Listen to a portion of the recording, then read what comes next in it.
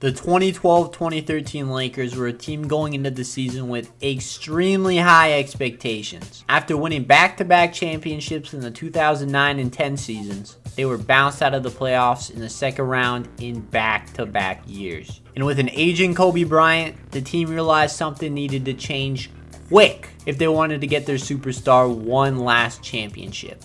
That change would come on July 4th when the Lakers engaged in a sign-and trade with the Phoenix Suns to receive a 38-year-old Steve Nash, who in NBA years was ancient. But he was coming off an all-star season of averaging 12 and 11. But the offseason would get even wilder when a month later on August 9th, they received Dwight Howard, who at the time was easily regarded as the best center in the league, in a huge 4-team trade. They had to trade away Andrew Bynum, but miraculously they got to keep Pau Gasol. And considering how Andrew Bynum's career turned out after leaving the Lakers, they dodged a bullet. Or should I say, a bowling ball.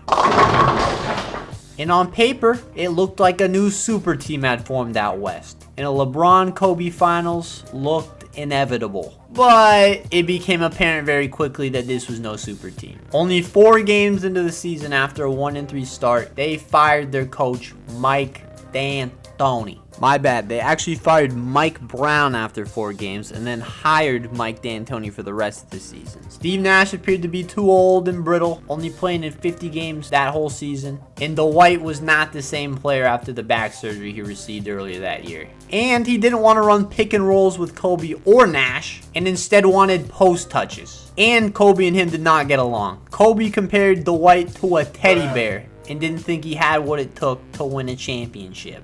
To put it bluntly, this team was a disaster, and it quickly became a Kobe carry fest. Nearing the end of the season, the Lakers were fighting just to get a spot in the playoffs, with Kobe doing everything in his power to make that happen. And in their third to last game, after winning the last 5 of 6, they entered a matchup with an up-and-coming Warriors team who had rising star Stephen Curry. You may have heard of him. The game starts, and Steph can't be stopped. He's hitting floaters, middies, fadeaway threes, all of it. He sent his teammates up for easy buckets. Flashes of the future MVP are definitely showing. He ends the first quarter with 22 points, while Kobe, on the other hand, starts off 0 for 3 with a few turnovers.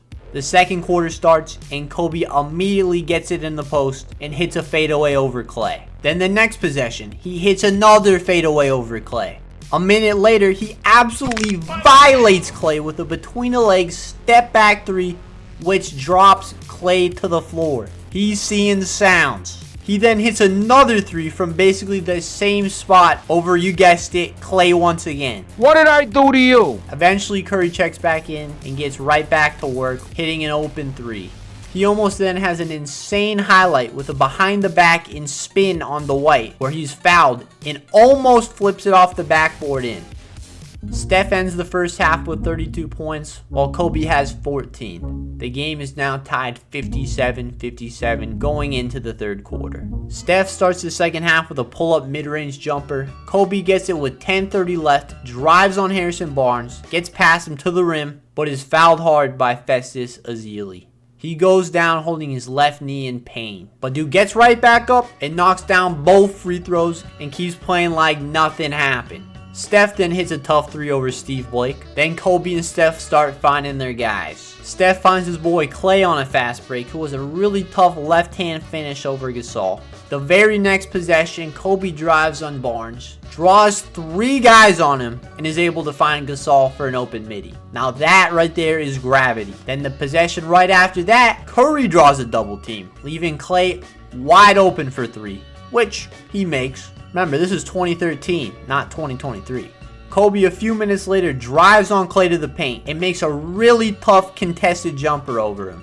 He then drives on Klay again and has an old man rim grazer dunk layup doohickey thing. I don't know what it was. More like a layup. He's old. Going into the fourth, the Warriors are up 5, and with 9:39 left, Curry drives, drawing a double team, and is able to find David Lee for an open midi. Kobe then dribbles, drives in between Iguodala and Klay, and draws the foul, making them both.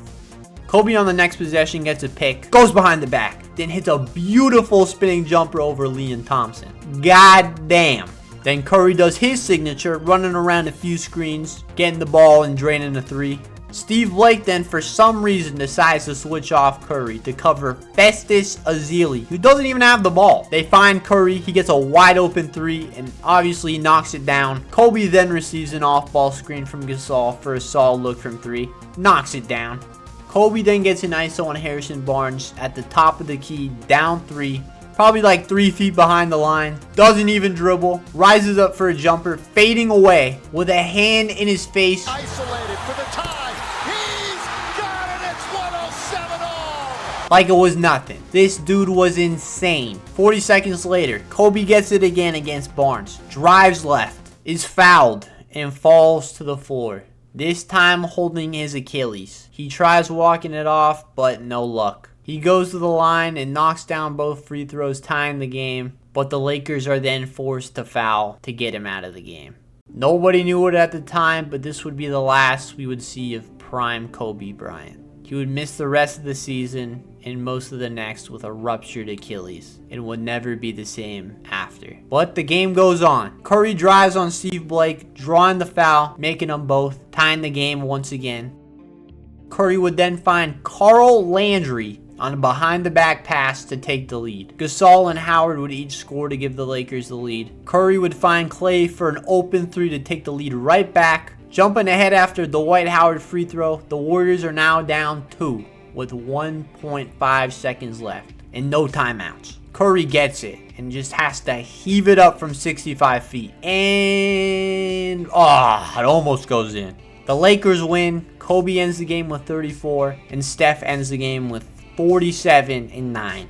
The Lakers would win their final 2 games to secure the 7th seed, only to get absolutely obliterated and swept by the San Antonio Spurs. Dwight would leave for Houston in free agency, and a rebuild would soon follow in LA. Kobe would return, but was not the same player, and eventually he would retire in 2016 after putting up 60 points in his final game. Kobe had one hell of a career and life, inspiring millions and millions. And that concludes the video. If you enjoyed, please leave a like and subscribe. I'm still a very small channel. I love talking basketball, and seeing that stuff motivates me to keep putting out content. Thank you all so much for watching. I love every single one of y'all, and good night.